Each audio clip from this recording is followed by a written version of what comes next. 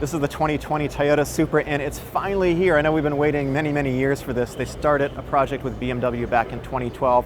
Let's get into the specs of this car, what everybody wants to know about. Of course, it is an inline-six B58 engine. This particular configuration is going to make 335 horsepower and 365 pounds-feet of torque.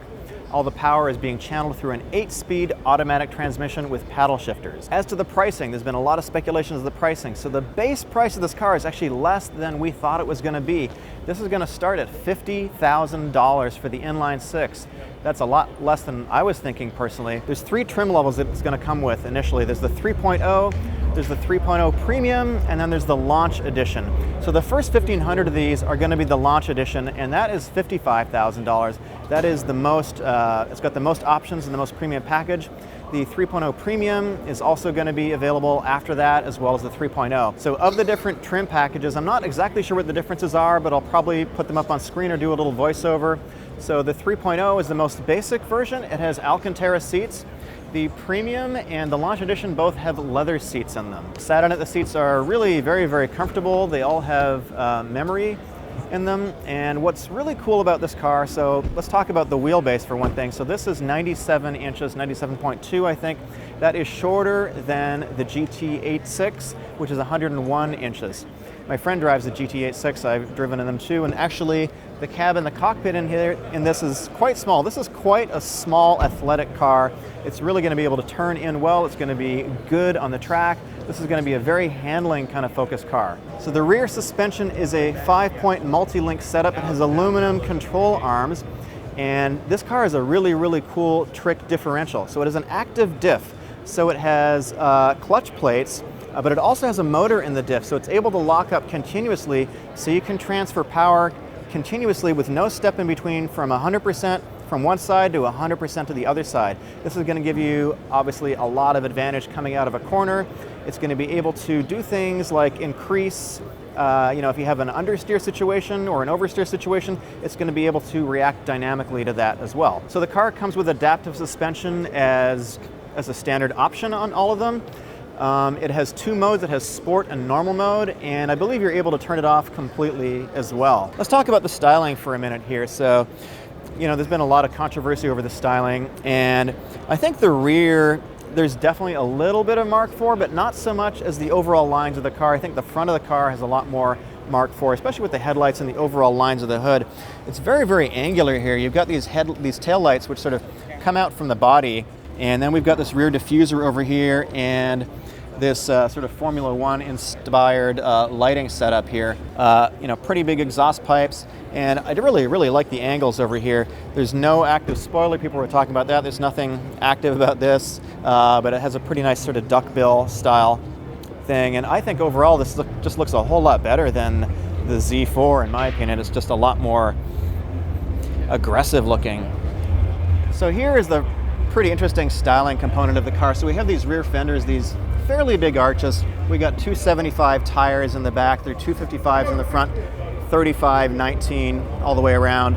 And we've got this piece coming out of the this rear arch over here coming into the door. So this, this is a closed opening. This is not going to open up. This is actually part of the door, and it sort of goes down here and has this complex line going down over here. This fender over this mirror here is the only common piece from a styling perspective and from the body that is shared with the Z4. Over here we've got these fender vents, which right now are non-functional, but I'm fairly sure that can be modified in the future if someone wants to do that. And this piece over here, this looks like we may be able to open this up, take it out, and perhaps get some active air into the brakes. In the front we have a 6-element LED headlight setup, and it has this accent LED piece over here too. It's quite sharp, quite angular. I think it looks really great. And the whole nose of the car is a bunch of complex lines too. So the front of the car, it doesn't have the FT1 style sort of closed nose that the Concept does. It's open, and you can see the radiator is back in there, and there's quite a bit of space between this piece over here and the radiator itself. Is probably close to a foot. So in terms of additional cooling that people want to install in the aftermarket, I think that's going to be pretty easy to do because we got a lot of space back there. People want to put in an oil cooler, differential cooler, transmission cooler, whatever wants to go in there. There's quite a bit of space for that kind of stuff too. So, and overall, just the styling, there's definitely a lot of influence from the Mark IV over here. You can see the overall shape. This nose piece definitely has some commonality with the Mark IV. The headlights, while these are much more angular, they're not as round, they definitely have that kind of feel too. And it does have the bubble cockpit, the bubble roof there too. And so here's the interior. So it's a fully LCD dashboard. The steering wheel definitely has some sort of BMW look and feel to it. Very nice grippy steering wheel. You got the paddle shifters over here. Very simple looking vents. There's your controls over there. JBL sound system. So it is pretty driver-centric, I think. The center console has got some really nice, looks like sort of carbon fiber style inserts. Of course, you got the e-brake that I don't really like. 8-speed automatic. It has an iDrive type controller over here. Very simple nav system. So it looks pretty simple, pretty clean. The seats are very comfortable. These are leather seats. They're fully electric. Looks like we got a little subwoofer back there. And overall, my impression of the interior is it's pretty small, it's pretty tight, but you know, I'm not the tallest guy in the world. I'm 5'9", and I'm pushing the seat back as far as I can go. And I think there'll be no problem to get someone who's in here that's over 6 feet tall. So it's a very, very nice cabin.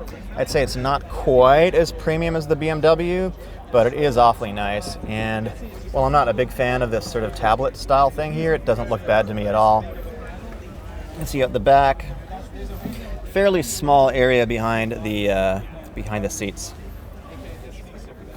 Really quite nice. So you got like a pretty typical iDrive looking control over here.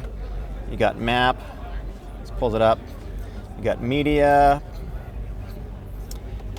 and all your various options. And here you got the difference between, you got your sport mode, and it looks like you can turn that off. And I guess your 2 different traction modes as well. So pretty simple. It doesn't seem to be much of a center bin for putting stuff in. So you've got 2 little pockets on the doors there. And if anybody's interested in the glove box, pretty small in there too. If you want to put stuff like your phone over there, looks like it might have some sort of wireless charging setup, and of course you got a USB port over there too. And definitely this center console does not open. In terms of the seating position, I mean, it's pretty good. I'm 5'9" and I have no trouble sitting in here. There's definitely room to put a taller driver in here. I'll move it all the way back, and let's see. You know, I think if you're like well over 6 feet, if you're 6'4", it might be a little tight in here, but for an average sized driver, it's pretty good. There's a decent amount of headroom over here with these sort of this bubble type thing. I think even with a helmet, I would be okay in this car. In terms of just the overall interior styling, it's quite simple. It's definitely not as premium as the BMW Z4 that I sat in a couple weeks ago. And let me just adjust the seat a little bit here. It is a 3-position memory type seat, and we've got I can adjust the bolsters, and it's got a lumbar support too, and I can adjust the bolsters to kind of squeeze my body in a little bit tighter here too. So, I mean, I'm not a big guy, I'm a pretty thin guy. This fits me, you know, really, really nicely. Here's the hatch area.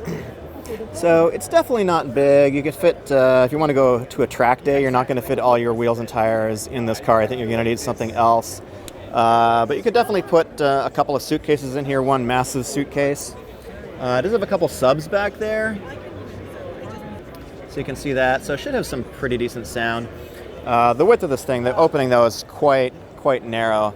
But you can see this is like, look at the construction over here. This is going to be a very, very stiff structure.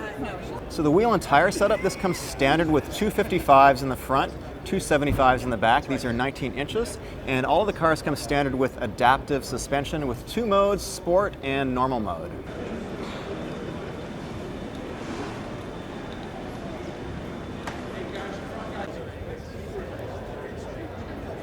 This is the silver color. I think it looks incredible. We just heard one start up over there. That's the red one starting up over there. So this is the 2020 Toyota Supra. I'm going to have another video pretty soon with more details on it and more specifications, but I just wanted to get this out real quickly. I think the car looks absolutely stunning. It's coming in at a lower price point than I was expecting, or a lot of people were expecting. I'm pretty excited for this car, to be honest. My name is Eric. If you want to subscribe, just hit the button right over there, and I'll see you in the next video, and I'm going to have more details on this car real soon. Thanks for supporting me. Thanks for watching this whole Supra launch process. I really appreciate it. See you next time.